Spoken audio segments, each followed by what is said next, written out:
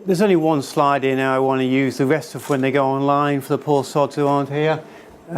Most of you know who I am anyway. I hang around and write too many books. On your way home tonight, if you stop at Tesco's, you'll find that buying one large carton of milk is cheaper than buying the same quantity of milk in 4 small cartons. Yes? If you don't find this, you may actually go and complain to the manager. Or if you want to take it to the extreme, you go and complain to the Guardian.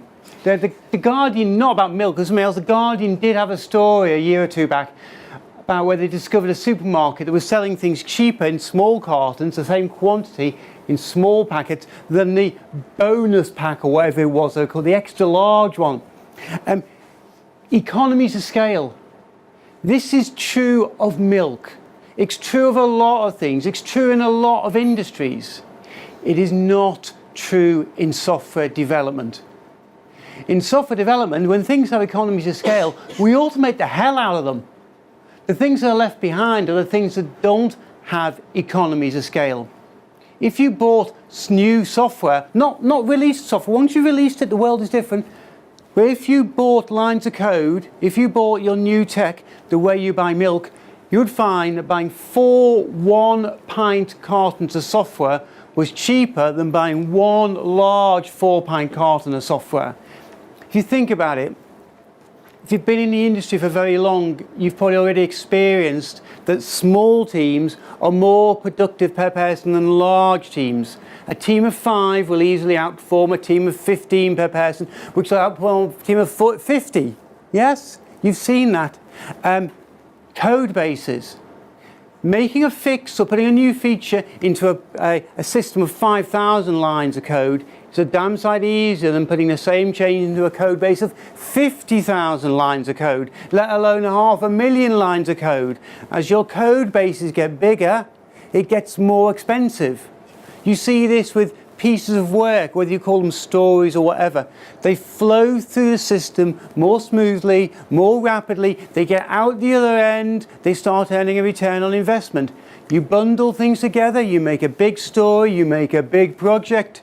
It gets more and more complicated. Your testing gets more complicated. And you know, I don't have to say this, releases.